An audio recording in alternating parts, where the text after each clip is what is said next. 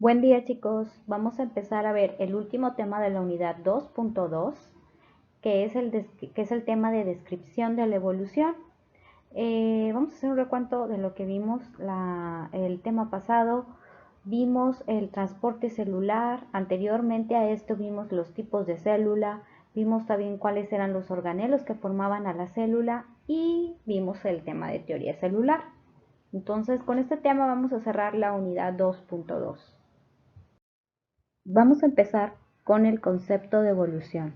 Bueno, la evolución va a ser un cambio gradual en el tiempo, el cual van a sufrir las especies ante un nuevo hábitat y tienen que adaptarse a él. ¿Para qué? Para poder sobrevivir.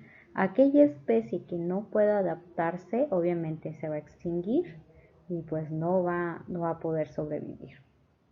De acuerdo a Theodosius Dobzhansky, nada en la biología va a tener sentido si no es a la luz de la evolución, es decir, la mayoría de los sucesos que suceden en la biología son explicadas debido a la evolución. Aquí tenemos el árbol filogenético del hombre. En este podemos ver cómo ha sido la evolución que ha tenido el humano a lo largo del tiempo. Aquí podemos ver, por ejemplo, los prosimios, que son los prosimios modernos, y también tenemos los antropoideos, que son estos que están aquí. ¿Cuál es la principal característica de estos? Van a poseer 5 dedos y también van a poseer un patrón dental común y una adaptación corporal que no está especializada. Aquí estamos nosotros y venimos de estos antropoideos, ¿ok? Entonces esas son las principales características. Bueno, ¿y nosotros cómo sabemos que la evolución ha sucedido? Para esto tenemos pruebas y procesos y tendencias de la evolución. Las pruebas van a avalar este concepto de evolución y se va a dividir en varias áreas de acuerdo a su estudio, ¿verdad? Por ejemplo, una prueba es la anatomía. En la anatomía, pues vamos a tender a comparar algunas partes del cuerpo o algunas estructuras. Esta en la anatomía nos dice qué características van a compartir con los ancestros y con otras especies. ¿Ok? Bueno, entonces vamos a tener dos tipos de estructuras. Tenemos estructuras análogas. Son aquellas que van a tener una función similar, pero van a tener un origen diferente. Un ejemplo es la pata delantera de un topo y la pata delantera de un grillo. Ambas tienen la misma utilidad, pero son de diferentes orígenes, ya que uno es un mamífero y el otro es un insecto. Esto lo podemos ver, por ejemplo, en las alas de un murciélago y en las alas de un pelícano. ¿Para qué les sirven? Las dos les sirven para volar. Sin embargo, su origen es diferente. ¿Por qué? Porque el murciélago es un mamífero y el pelícano es una ave. Ahora también tenemos estructuras homólogas. Estas van a poseer una diferente función pero un mismo origen. Por ejemplo, tenemos la aleta lateral de un delfín y podemos tener el ala de un murciélago, ¿verdad? Es el mismo origen, ¿por qué? Porque los dos son mamíferos, sin embargo tienen diferente función. La aleta del delfín le va a servir para nadar y la ala del murciélago le va a servir para volar. En estas imágenes podemos ver más ejemplos de estructuras análogas, es decir, que tienen un origen embriológico diferente, pero van a desempeñar la misma función. Como dijimos, la ala de una golondrina, que es una ave, la ala de un murciélago y la ala de una mosca, ¿verdad? Son diferentes orígenes, pero sirven para lo mismo, su misma función es para volar. Y por ejemplo, aquí tenemos estructuras homólogas que tienen un origen en común, es decir, todos son mamíferos, la mano de un humano, la aleta de una ballena, la ala de un murciélago y la pata de un jabalí. Todos son mamíferos, sin embargo, pues su función es diferente. Entonces es una estructura homóloga. Y pues así nos vamos dando cuenta que cómo va sucediendo la evolución a partir de la anatomía comparando estructuras. Es decir, cómo es posible que tres grupos diferentes hayan desarrollado estas estructuras para volar, si según esto no tenían nada en común, ¿verdad? O cómo algunas especies que tienen un grupo en común, aún así desarrollaron diferentes estructuras de acuerdo a donde habitaban. Entonces, esto es una prueba de la evolución, la anatomía comparada. La siguiente prueba es la biología molecular. Esta nos va a ayudar, o se trata de hacer secuencias genéticas de las especies para ver qué tan relacionadas están entre sí. Con esto se van a formar filogenias y se van a clasificar especies por igualdades genéticas. Por ejemplo, aquí hay ejemplos de algunas secuencias genéticas que se hicieron de algunas especies. Tenemos humanos, chimpancés, gorilas, orangutanes y gibones. Más o menos así sería una secuencia genética. De acuerdo a la biología molecular, pues tenemos estos resultados, ¿verdad? Por ejemplo, ¿qué animales se parecen más a nosotros genéticamente? De acuerdo a esto, pues los más cercanos son los chimpancés. Aquí lo tenemos, en este caso dice que son los gorilas, pero lo más acertado es que sean los chimpancés. Y como podemos ver, compartimos genes similares con otras especies de animales o plantas.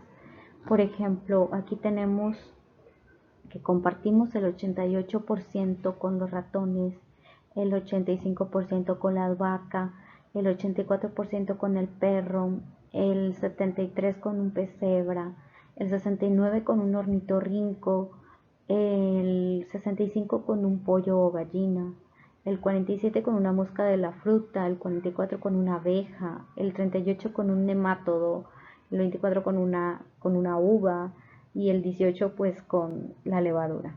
Entonces, como podemos ver, compartimos genes similares con algún otro tipo de especies que creíamos que no teníamos similaridad o similitud.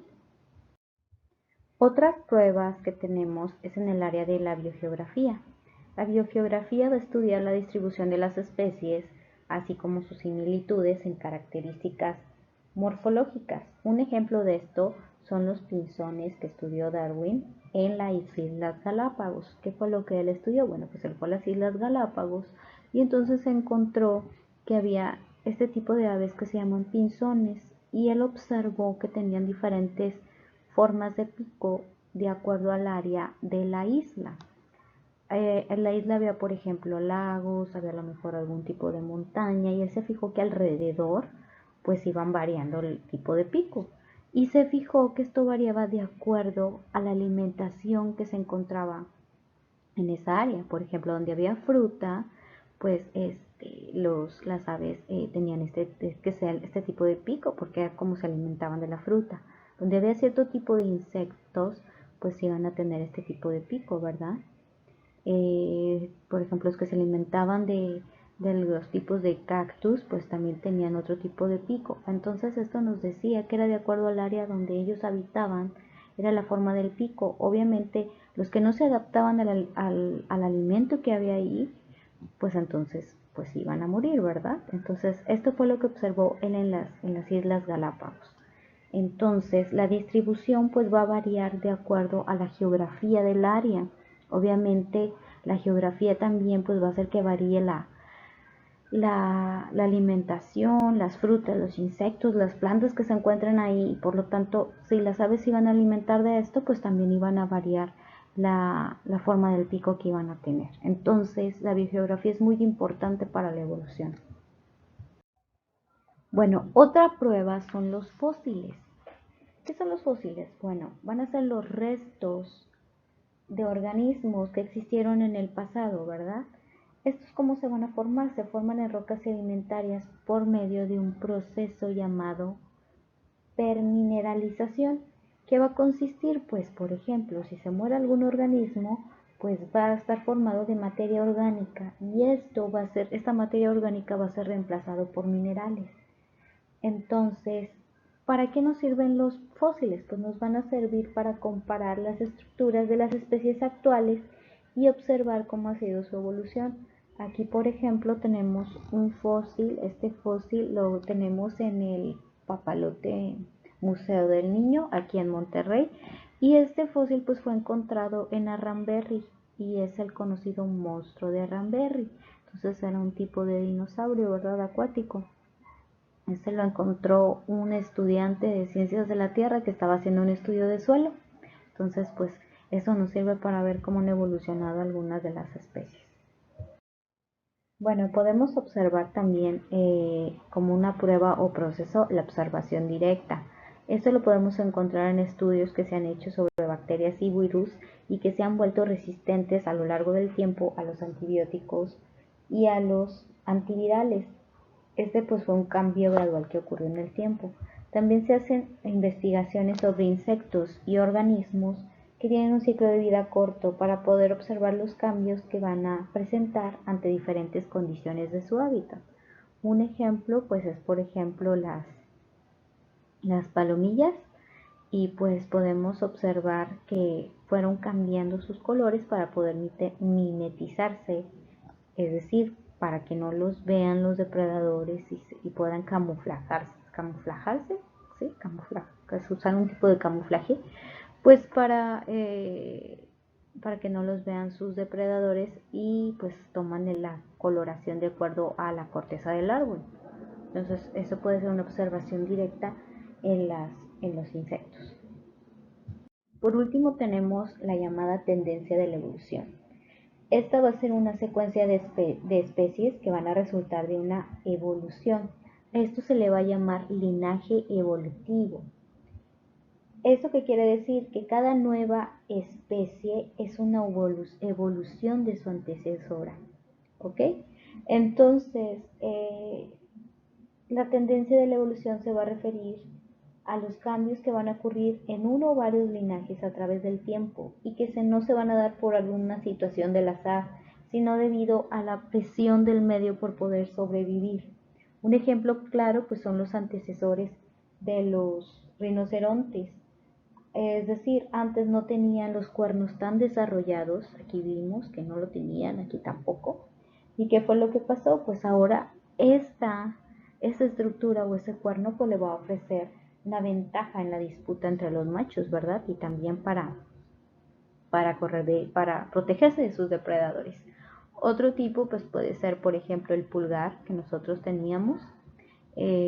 Antes, por ejemplo, los gibones pues sí tenían oponibles los pulgares en las manos y en los pies y ahora nosotros no, solamente lo vamos a tener en las manos. Entonces esto pues nos permite agarrar con precisión las herramientas. Muy probablemente pasamos por alguna presión en la cual nos haya orillado a tener que agarrar algún tipo de estructura para poder alimentarnos, ¿no? Entonces esto es lo que se llama tendencia de la evolución. Por ejemplo, que antes es una secuencia de especies pues que van a ir cambiando y cada especie pues es una evolución de la antecesora. Lo mismo sucedió en nuestro caso. Bueno, ahora ya que vimos las pruebas de la evolución y las tendencias de la evolución, ahora vamos a hablar acerca de un tema muy importante que es el origen y la evolución temprana de la vida. La teoría más aceptada del origen del universo pues es el Big Bang. ¿Qué es el Big Bang? Pues simple y sencillamente es una explosión la cual se cree formó el universo. Esa explosión fue una explosión cósmica desde hace 13.000 a 15.000 millones de años. Entonces, pues esta teoría todavía está vigente y esto es lo que sucedió. Primero fue la explosión del Big Bang, tuvimos un tipo de edad oscura, después se empezaron a formar las primeras estrellas, después las primeras galaxias, hasta ahora, ¿verdad? Que está la formación del sistema solar y esta es la actualidad. Entonces, así fue como sucedió el Big Bang. Como les decía, la teoría del Big Bang es la más aceptada acerca del origen de nuestro universo. Como podemos ver, que fue lo que sucedió, una gran explosión. Después empezaron a formar las primeras partículas, los núcleos, la luz. Fue una edad de oscurantismo. Después se formó la gravedad. Hasta ahora que se formó, pues, por ejemplo, el universo, la expansión, los planetas, las galaxias. Entonces, esto fue lo que sucedió en el Big Bang. Bueno, también tenemos otro tipo de teoría, ¿verdad? Que es cómo se originaron ahora, pero los seres vivos. Las teorías que tenemos, pues las más aceptadas, pues la primera es el creacionismo, en el cual se dice que un Dios creó todo lo que existe. Bueno, tenemos otra teoría científica en la cual dice, es la teoría físico-química o quimiosintética de Oparin-Haldane. ¿Qué es lo que nos dice esta teoría? Pues bueno, dice que las primeras células se formaron gracias a condiciones generadas por procesos físicos y elementos químicos. Entonces, ¿qué fue lo que pasó? Pues nosotros somos prácticamente, fuimos generados por elementos químicos inorgánicos. Bueno, la teoría prácticamente la vamos a explicar de la siguiente manera. Fuimos generados por procesos físicos. ¿Cuáles procesos físicos? Si vimos la imagen anterior, había un volcán haciendo erupción y había tormentas eléctricas.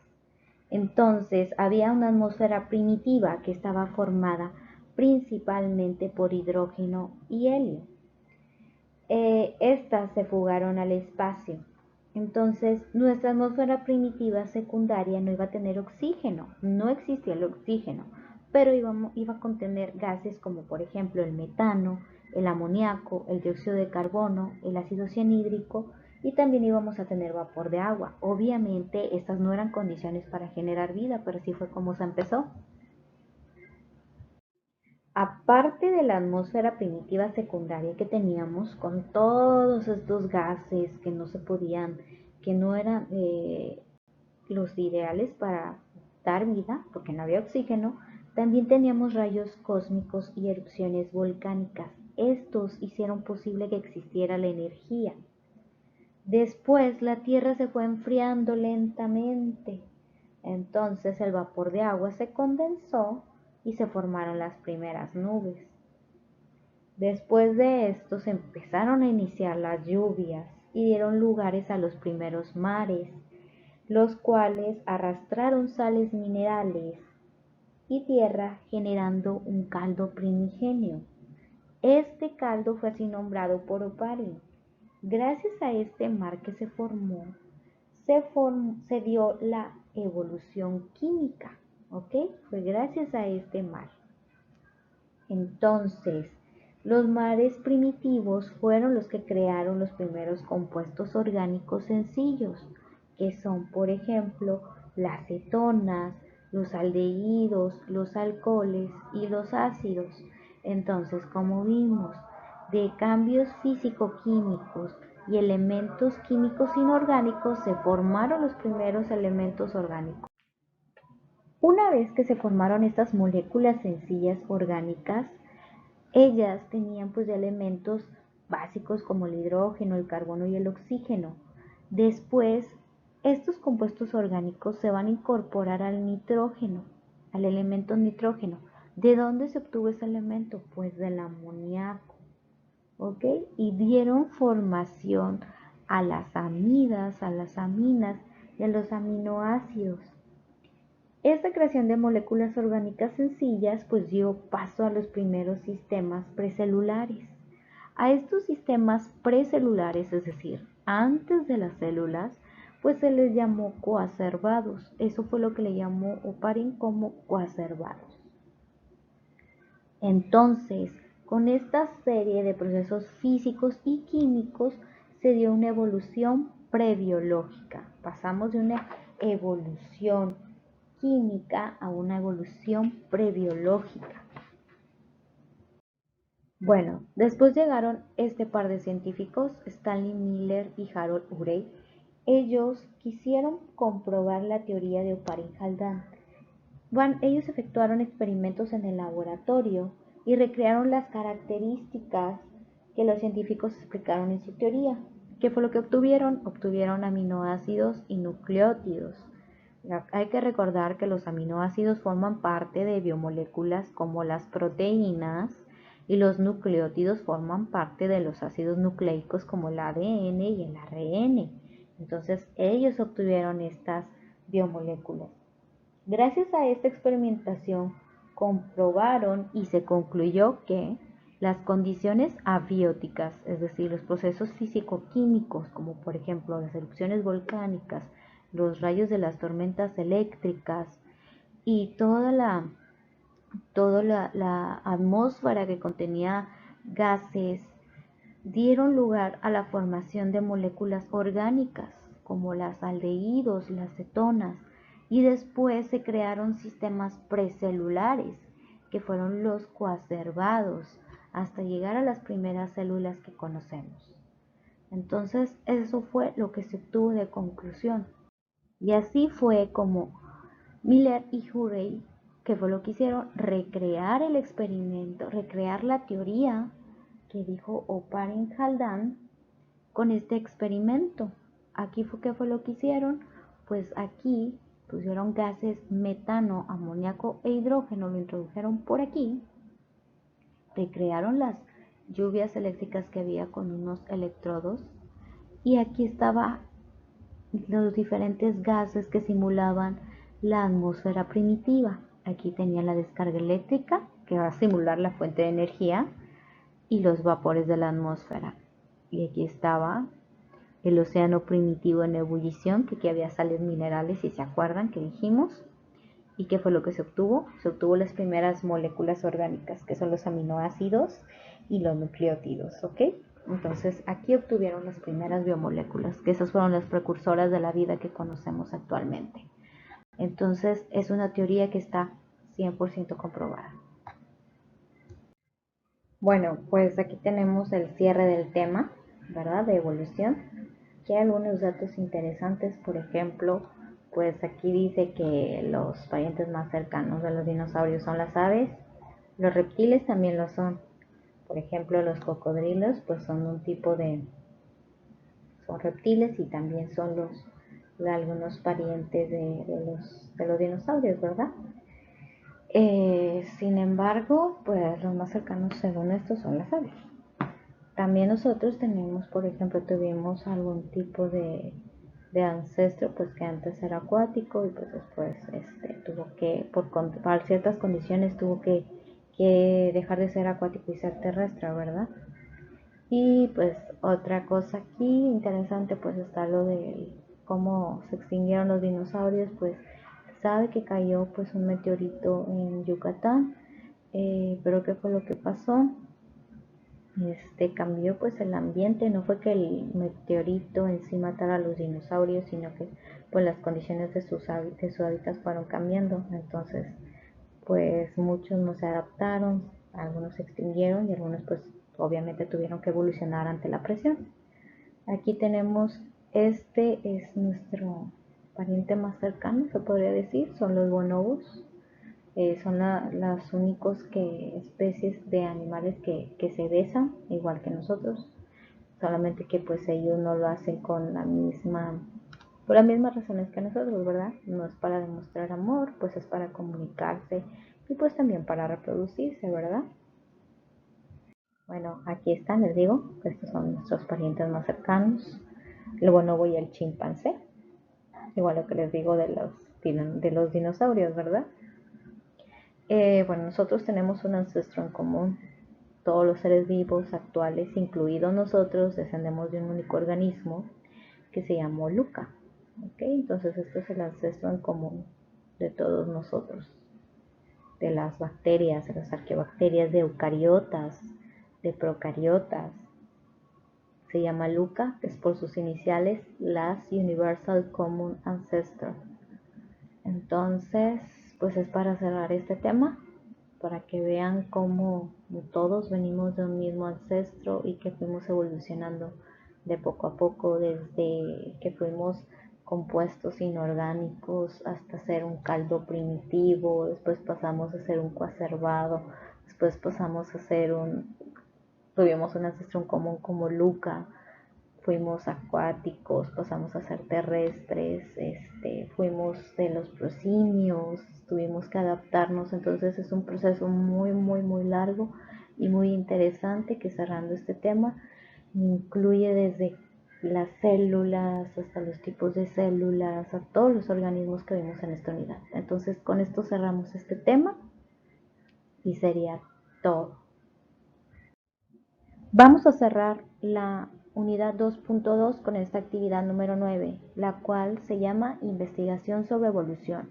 La primera parte va a consistir en realizar en tu hoja de libreta u hoja de máquina unos dibujos acerca de las pruebas de la evolución y vas a anotar la información que viene en la diapositiva. Estas imágenes y esta información vienen marcadas con un icono en forma de hoja. Yo envié el documento, donde estoy dando la clase, lo envié en PowerPoint, en Territorium y en PDF en el grupo de WhatsApp. Los dibujos deben de estar coloreados, deben de ser hechos a mano. La segunda parte va a consistir en realizar una investigación.